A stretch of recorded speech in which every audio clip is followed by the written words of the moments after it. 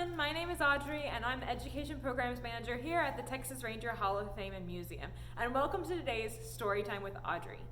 So today we're going to be reading Bubba the Cowboy Prince, A Fractured Texas Tale, written by Helen Ketteman and illustrated by James Warhola. And I do want to give a special thank you to the Waco-McLennan County Public Library because that's where we got the book for today's Storytime. All right, let's get started. Bubba and the Cowboy Prince, A Fractured Texas Tale. Once, a strapping young fellow named Bubba lived on a ranch with his wicked stepdaddy and his hateful and lazy stepbrothers, Dwayne and Milton.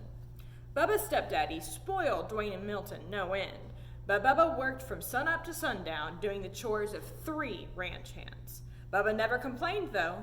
He loved ranching.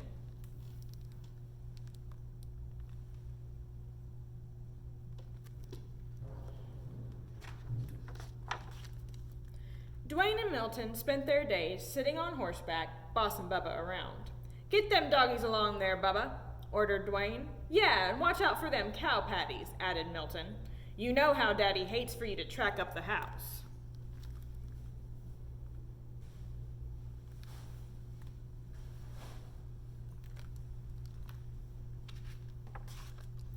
Now, Miss Lurleen, who lived down the road a piece, was the purtiest and richest gal in the county.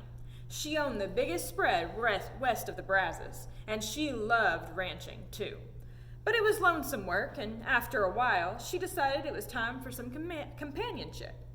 "I aim to find myself a feller," she said, "one who loves ranching as much as I do, and it wouldn't hurt if he was cute as a cow's ear, either."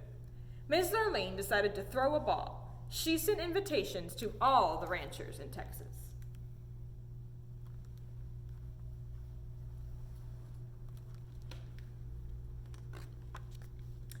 Soon the day of the ball arrived. Milton and Dwayne spent all day getting gussied up in their finest studs. Bubba about ran himself ragged waiting on them. "Bubba," shouted Dwayne, "fetch my bolo tie." "Bubba," shouted Milton, "get my boots polished." "Bubba," shouted his wicked stepdaddy, "brush them horses and wash that wagon."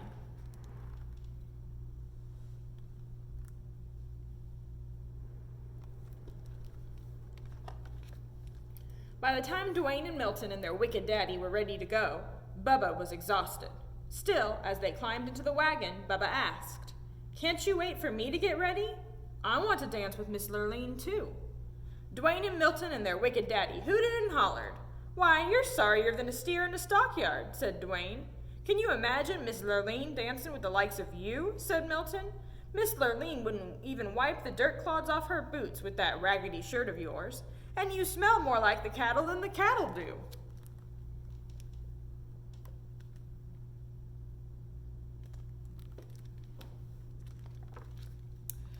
Bubba took a look at himself. It was true.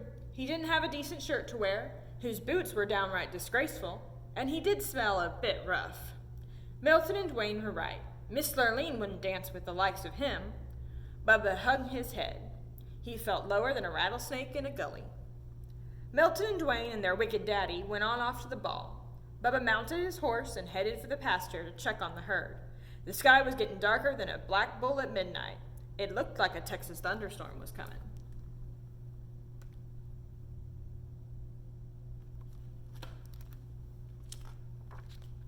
Bubba had just arrived at the cow pasture when a big bolt of lightning struck, knocking him off his horse. Bubba was stunned for a moment, but when he picked himself up, he heard a voice. "Go to the ball, Bubba," said the voice. Bubba looked around. No one was there except for him and the cows.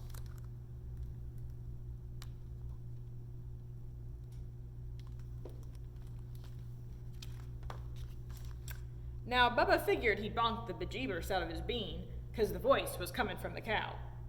She chewed her cud for a moment, then said, "I'm your fairy god cow, and I can help you go to the ball." Bubba sat up, rubbing his head. "I'd like to go, Miss God Cow, but shoot, I don't have a thing to wear."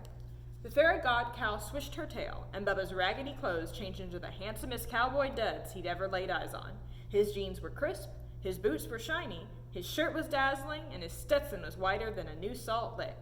"Why, I look downright purty," said Bubba.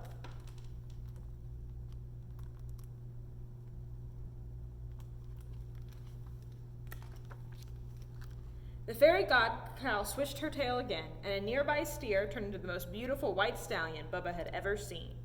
Now you go on off to the ball, Bubba, and have a good time dancing with Miss Lurleen. But you'd best be home by midnight, 'cause that's when the magic runs out. Yahoo! Shouted Bubba as he jumped on the white horse and galloped off to the ball.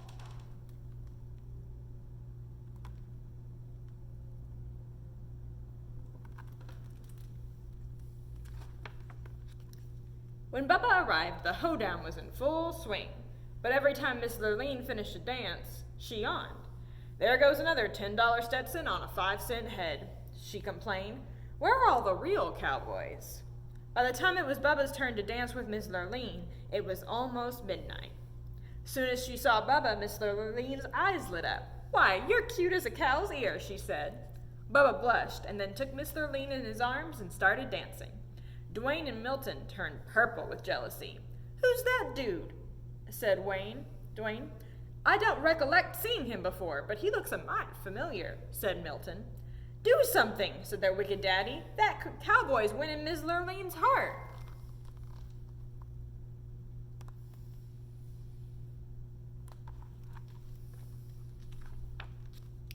As it turned out, Milton and Dwayne didn't have to do a thing, because Bubba and Miss Lurleen were in the middle of do-si-doing when the clock struck midnight.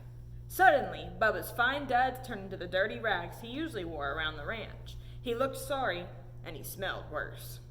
What is that awful smell? Asked Milton. Why, it's Bubba, shouted Dwayne. Bubba turned 14 shades of red, apologized to Miss Lurleen, and ran out of the room. Wait, she yelled, chasing after him.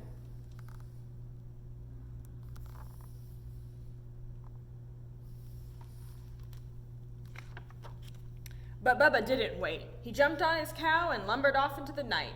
In the ruckus, he lost one of his dirty cowboy boots. Miss Lurleen clapped it in her arms. This is the boot of a real cowboy, and the man I want to marry. And I aim to find him. Miss Lurleen went back inside, and though she asked everybody at the ball, nobody knew who the mysterious cowboy was. Nobody except Dwayne and Milton and their wicked daddy, that is, but they weren't talking.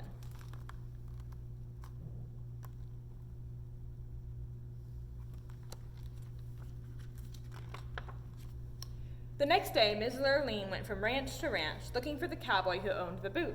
When she came to Dwayne and Milton's ranch, both brothers tried the boot on, but it didn't fit.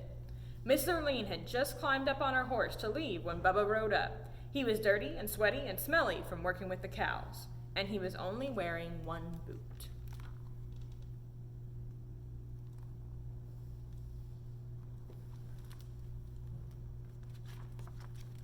Miss Lurleen jumped off her horse and ran over to Bubba. Try this on, she cried.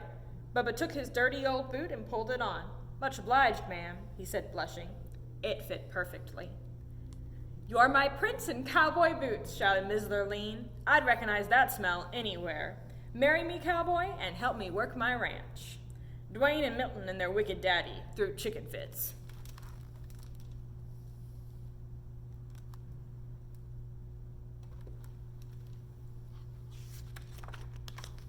But Bubba just smiled, and he and Miss Lurleen rode off into the sunset. They lived happily ever after, roping and cowpoking and getting them doggies along. The end. Thank you everyone who joined us today for Story Time with Audrey at the Texas Ranger Hall of Fame and Museum. I hope you have a great rest of your day and that you can join us next time. Bye-bye now.